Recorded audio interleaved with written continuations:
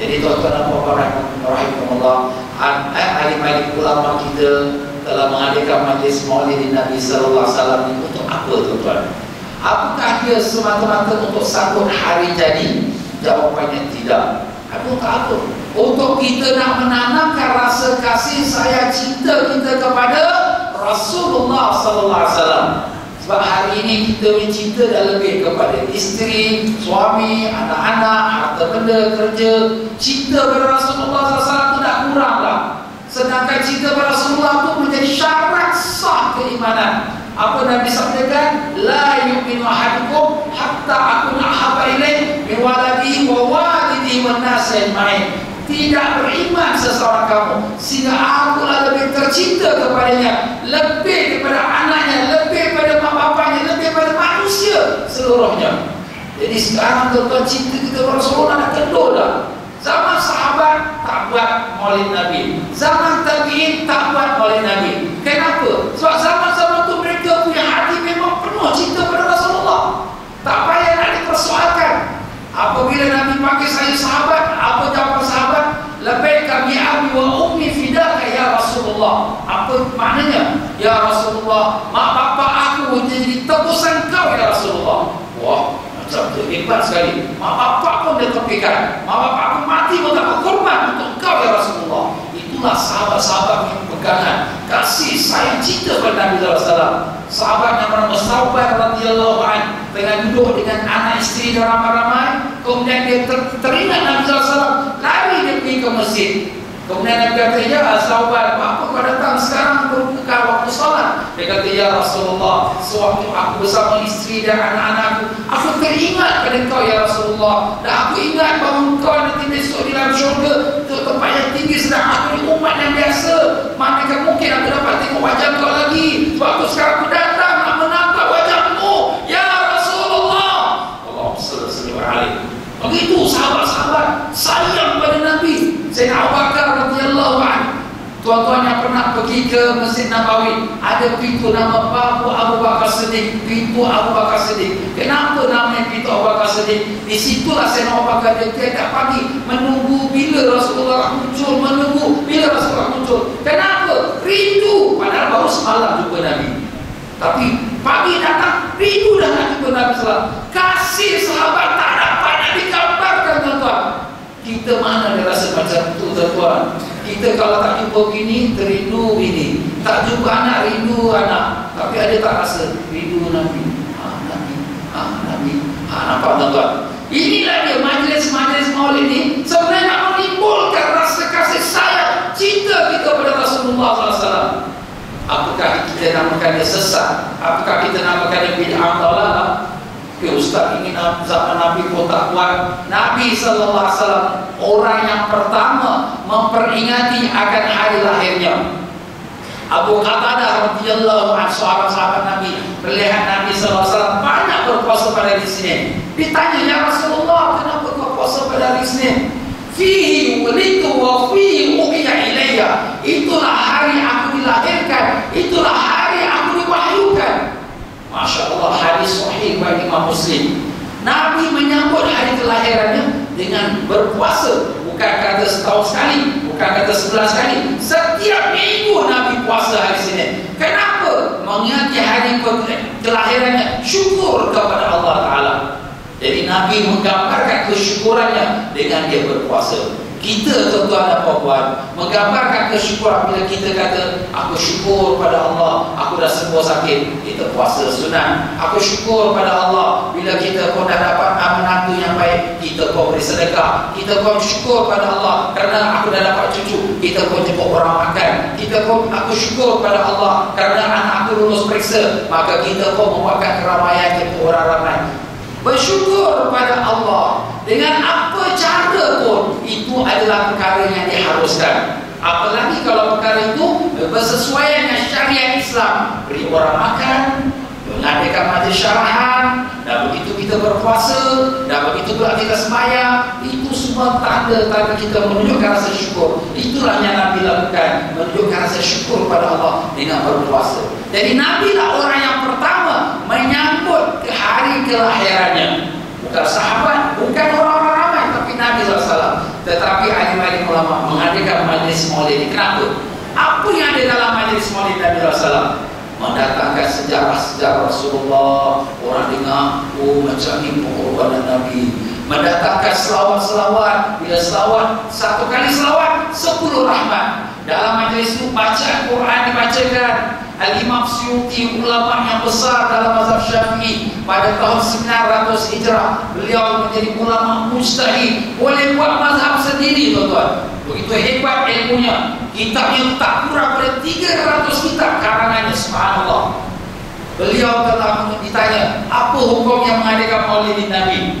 Jawabnya, majlis maulid Nabi dalamnya ada baca Quran, itu disuruh oleh Allah. Dalam majlis maulid Nabi apa ada? Baca selawat. Kita baca, ya Nabi salam alaika, wahai Nabi salam atasmu. Kita baca selawat dan salam atas Nabi SAW. Dalam majlis maulid Nabi kita membacakan sejarah-sejarah Nabi SAW. Semuanya itu amalan yang disuruh oleh Islam. Maka tidak ada sesat, tak ada kesalahan. Walaupun zaman Nabi tak ada, walaupun zaman sahabat tak ada, tapi majlis itu adalah majlis penuh kebaikan. Kalau kita nak namakan dia bid'ah pun, dia adalah bid'ah hasanah. Sebab bid'ah yang baik. Tuan-tuan dan puan-puan, kita hari ini semua kita hidup dalam bid'ah. Rumah yang kita duduk bukan macam rumah Nabi duduk. Pakaian yang kita pakai, Nabi pun tak pakai macam kita pakai. Kita duduk kursi meja ni pun, Nabi pun tak ada kursi meja macam ni. Kita duduk dalam masjid, Nabi pun tak ada duduk masjid macam ni. Masjid Nabi lagi pasir, tak ada kapet pun tak ada. Kipal tak ada, lampu pun tak ada. Kalau waktu maghrib gelap, waktu subuh gelap, tak nampak pun. Itulah hakikatnya. Kalau nak kata oh bid'ah, semua kita dalam bid'ah. Tapi bid'ah terbagi pada dua. Bid'ah hasanah atau bid'ah dhalalah. Bid'ah yang baik atau bid'ah yang sesat. Yang sesat menyalahi Al-Quran. Kita datang masjid, mari kita buat undang sayang. Kita joget-joget, itu sesat. Kita sambut maulid Nabi, mari kita minum arak. Na'udzubillah, itu sesat. Tapi apa yang orang buat kat dalam majlis maulid Nabi? Dia baca Quran, alim-alim ulama bagi nasihat, kemudian lepas itu kita buat sejarah Nabi. Bacaan maulid ini, apa yang dibaca maulid, siapa yang karang? Tuan-tuan, tak kurang pada 200 kitab maulid bila dikumpulkan, tak kurang. Yang mengarangnya ulama-ulama besar. Imam Suyuti mengarang kitab maulid, Imam Ibn Hajar mengarang kitab maulid, Imam Syekh Abu Ja'far Al-Barzanji, kita baca Barzanji, dia adalah mufti kota Madinah Munawwarah. Bila kita kata kota Madinah, mana satu dunia punya ulama datang sama-sama dia. Dengar apa dia fatwa. Itu ulama zaman dulu, tuan-tuan dan puan-puan. Dia karang kitab Barzanji. Kitab Dibai dikarang oleh Al-Imam Al-Hafiz Ahmad Al-Dibai, seorang hafiz, seorang yang alim dalam hadis. Apakah kita kata ulama-ulama ini bodoh, tak tahu itu bid'ah? La haula wala quwwata illa billah. Memang kalau kita kata bilang zaman Nabi tak mau macam ni, zaman Nabi tak mau macam ni pun tak apa. Kenapa? Sebab orang semua penuh kasih sayang pada Nabi. Siapa saja kata Nabi, mereka akan lawan orang itu. Hari ini orang kata Nabi pun, orang hina Nabi pun, kita tak tahu apa-apa. Kenapa? Lemahnya iman kita, tuan-tuan.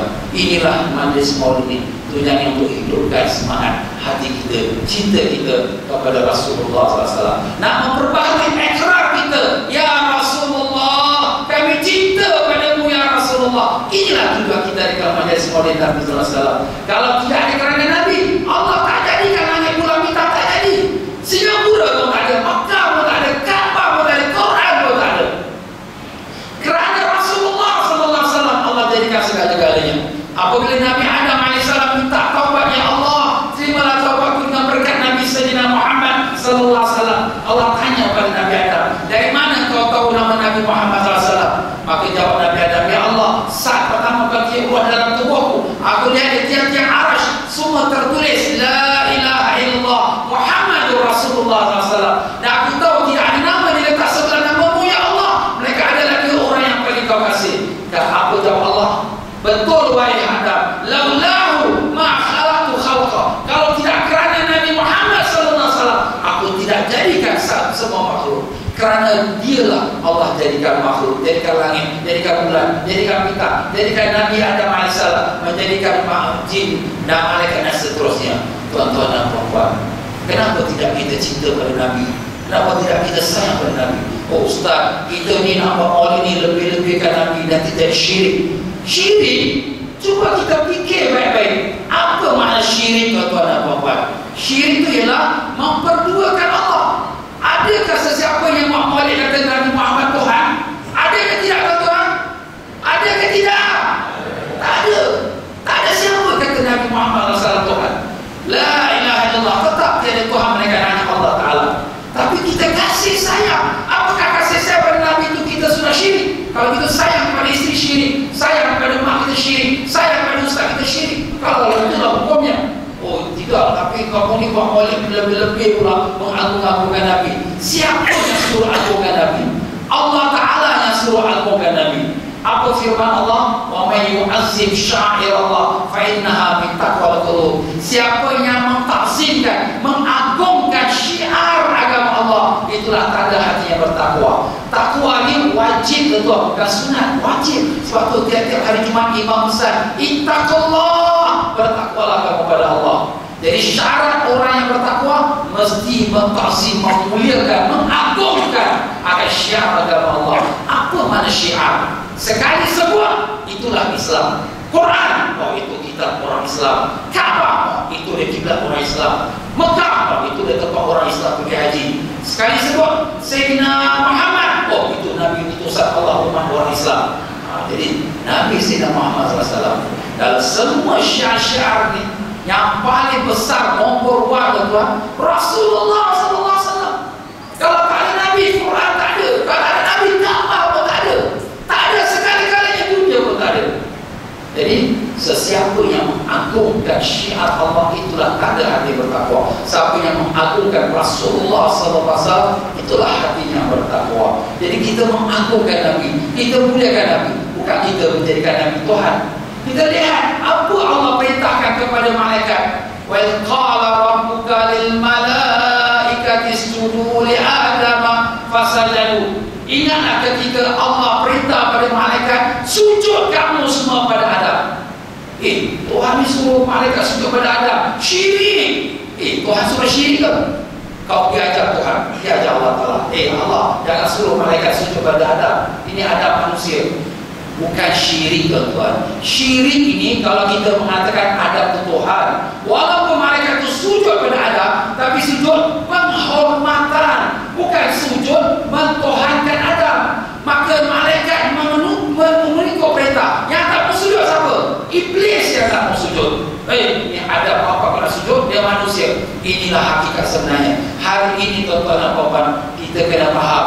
Agama Islam kita dah berpecah banyak dah. Nabi dah sebut sataftariqu ummati ila 73 milah. Umat aku ni akan berpecah pada 73 golongan. Kulluhum finnar illa millatun wahidah. Semua masuk neraka mereka satu saja. Sahabat bertanya Rasulullah, siapa yang satu itu? Nabi menjawab, Ahlus Sunnah wal Jamaah. Alhamdulillah, Ahlus Sunnah wal Jamaah sudah berdiri tegak pada zaman Nabi SAW, zaman sahabat sampai hari ini. Alim-alim ulama kita bukan satu, bukan 100, bukan 1000, berjuta ulama-ulama kita memenuhi dunia timur sampai barat. Kitab-kitab yang penuh dengan ilmu, semua yang disebabkan oleh ulama Ahlus Sunnah. Tetapi apa nak buat? Dan takdir Allah. Nabi dah sebut umat aku akan berpecah juga. Ada Qadiani, ada Syiah, ada Wahabi, ada Salafi. Apa kita nak buat? Dan nasib kita, dah takdir Allah macam tu. Jadi pegangan Ahlus Sunnah wal Jamaah mengadakan majlis Maulid Nabi sallallahu alaihi wasallam adalah perkara yang baik dan dapat pahala. Kerana apa? Apa yang kita dalamnya? Kita baca Quran. Dapat pahala tak? Dapat. Dengan Quran pun dapat pahala. Orang baca Quran 1 orang dapat 10. Orang yang dengar dapat 1 orang dapat 1 pahala. Dalam majlis Maulid Nabi, apa kita baca? Selawatan Nabi sallallahu alaihi wasallam. Dapat pahala tak? Dapat. Sekali kita baca selawat dapat 10 pahala. Alhamdulillah. Kalau 1000 orang ada dalam majlis itu, 1000 orang baca sekali selawat, maka 1000 pahala setiap orang akan dapat. Apalagi dalam majlis Maulid Nabi sallallahu alaihi wasallam, maka dia ada belajar, mendengar sejarah. Kita belajar, dia dapat pahala untuk ilmu. Jadi kalau sekiranya semua majlis Rasulullah SAW, majlis Maulid Nabi penuh dengan amal kebaikan, apa yang kita kata, ini bid'ah, ya Nabi tak buat. Nabi tak buat. Sekarang pun kau duduk rumah pun Nabi tak buat. Kau naik kereta pun Nabi tak buat. Bukannya kau terbang ke haji pun Nabi tak buat. Banyak, kalau kira macam tu, banyak lagi tuan-tuan dan puan-puan yang Nabi tak buat. Banyak lagi bid'ah. Tapi yang kita bicarakan sekarang, bid'ah dalam hukum agama. Kalau ini perkara yang baik disuruh oleh agama, baca Quran, sejarah Nabi, selawat, maka inilah yang dianjurkan oleh Ulama yang anjurkan, maaf tuan-tuan, bukan profesor, bukan doktor, bahkan menjadi rujukan umat. Umat buka kitab, semua universiti saya belajar ke Universiti Madinah, kita buka kitab ulama Imam Suyuti, Imam Ibn Hajar, kita buka kitab mereka. Kenapa? Sebab mereka pakar itu. Tapi hari ini tuan-tuan, kerana dah pecah umat, semua dah jadi orang alim tuan-tuan, semua dah jadi ulama. Oh, ini tak ada dalam hadis, oh ini Nabi tak buat, oh ini sahabat tak buat, oh ini tidak. Tuan-tuan, jadi kita kena faham, Ahlus Sunnah Jamaah kita boleh berpegang ada amalan oleh Nabi selagi tak cakap dengan Islam. Tapi kalau Wahabi tak mau, ini semua bid'ah, ini semua bid'ah. Baca tahlil tak boleh, baca yasin, ini semua tak ada dalam agama. Apa yang kita nak buat semua ni? Tuan-tuan, ini saya cakap terus terang kerana memang perkara sudah berlaku depan mata kita. Jadi dengan sebab itulah saya kena jelaskan. Maka dengan itu tuan-tuan dan puan, insyaAllah besok malam di Expo, di Expo Hall yang kedua, saya akan ada kat sana juga insyaAllah. Kita salat maghrib, kita menyambut pada malam 12 Rabiul Awal, kerana kasih sayang cinta kita kepada Rasulullah sallallahu alaihi wasallam. Tuan-tuan dan puan, semua saya kepada Nabi ke tidak? Sayang ke tidak? Ya Allah, ya Tuhan kami, saksikanlah kami semua kasih dan cinta pada Rasulullah sallallahu alaihi wasallam. Ya Allah, ya Allah, kurniakanlah kebenaran dan syafaat Nabi kami di dunia sampai ke akhirat. Ya Allah, janganlah kau matikan seseorang kami mereka di atas kalimah la ilaha illallah Muhammadur Rasulullah sallallahu alaihi wasallam. Allahumma amin ya rabbal alamin. Dan insyaAllah tuan-tuan dan puan, pada hari Jumaat ini juga insyaAllah kami juga akan mengadakan majlis Rasulullah SAW di Masjid An-Nahdah tanggal 17 Januari, iaitu bermula daripada lepas jam 6 petang. Kita siapkan makan malam tuan-tuan pada jam 6 petang, dan kemudian nafsina zikir munajat, dan sampai lepas maghrib saya akan bersyarahan, dan lepas isya pun kita akan maulid dan syarahan. Dan insyaAllah tuan-tuan semua disilakan.